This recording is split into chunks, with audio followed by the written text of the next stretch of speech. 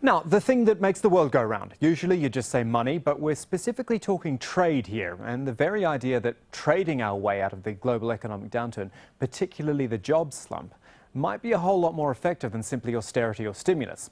Here's a way to illustrate it. Some numbers from the global courier company UPS, which says it shifts 2% of the world's GDP every day and 6% of the GDP of the United States every day. How does that translate into something tangible for the everyday person looking for a job? Well, UPS has calculated that every 22 packages it shifts equates to one full-time job at the company. Now, this sort of thing was discussed recently here in Doha at a meeting of the International Chamber of Commerce. It's trying to kickstart the infamous Doha round, a negotiation started by the World Trade Organization 12 years ago here in Qatar. It aimed to bring down barriers and increase global trade, but that round still hasn't been concluded. And the chairman and secretary general of the chamber, who stopped by our studio for a chat, both think the impetus lies with business.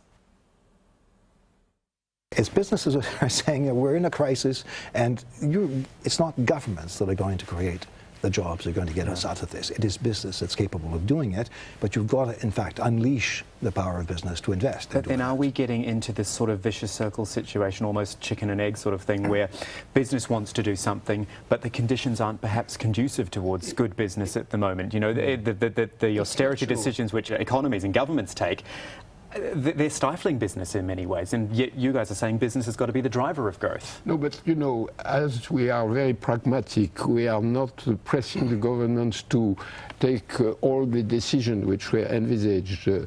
To be very precise, there is an aspect, what we call the trade facilitation agreement, which would reduce by half the cost of logistics and customs. So this is like that actual physical stuff across borders, yes, and making it easier. With the Peterson Institute of Washington, we have calculated that only this could create 20 million jobs around the world, or at least preserve and create 20 million jobs. And that's not a small figure. No, of course not. And paradoxically, this trade facilitation agreement was agreed by the whole 157 countries, member states of the World Trade Organization.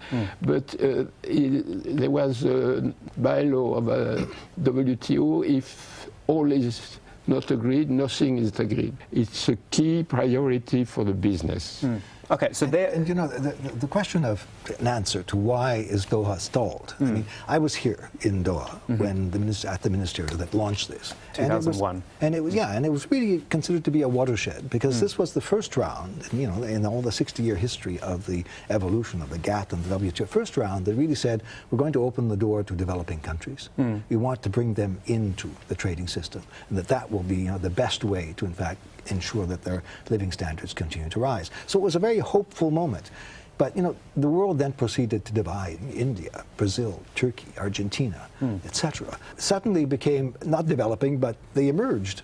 And they're now world powers. Powers, exactly. You know? And so the world went this way. There was reactions to that within the WTO. And I think it's also one of the reasons why you see reactions, you know, some of the reaction is that countries began to disengage at the multilateral level. So you see the blockage in the climate change negotiations, frustrating, you know, rounds of ambassadors sitting around not coming to any conclusion, because the political will is not there to do it by these governments.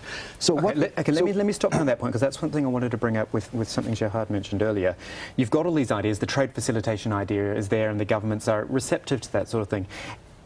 Broadly, though, are governments going to listen to business? Do you feel they will actually listen?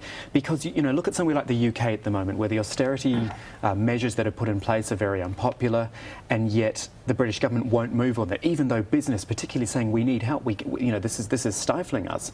You could argue the governments aren't listening. You've got all these great ideas. You take it to a Bali meeting of WTO, you take it to a G20 meeting. Are they going to listen to you? They seem to understand, which means that we are not raising issues which are out of the scope of the governments. We should focus on practical things which interest business. And it's true that in some other aspects of the life, business and government cannot reach agreement. But on what we focus on, there is a hope. At least there is much more hope if the business expresses its voice that if it doesn't do, Right, so it's expressing its voice. Is it ready to act, though? You know, we were talking... I think, you know, a crisis concentrates the mind. Yeah. And, you know, when you're at the precipice.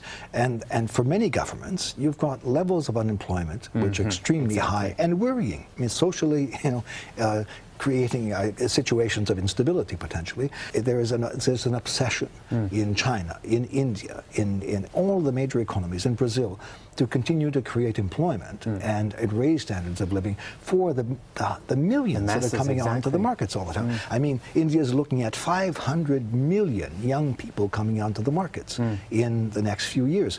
They know they have to educate them, they have to find employment for those people, and if they don't, it's potentially disastrous for that country. The crisis, again, means that they may be looking a little more attentively at what business is saying, because business has the means to be able to intervene. There is a Bali conference for WTO in December, which means that we have a real deadline. And I think that the political leaders look for avenues for growth and jobs creation. If also we demonstrate that business has a consciousness of social responsibility, because, as you know, the man in the street thinks that globalization is against their countries, which is not the case. I mentioned the Peterson report, but we also have to do some efforts to mention the fact that there is no contradiction between what we try to obtain and the interest of the people.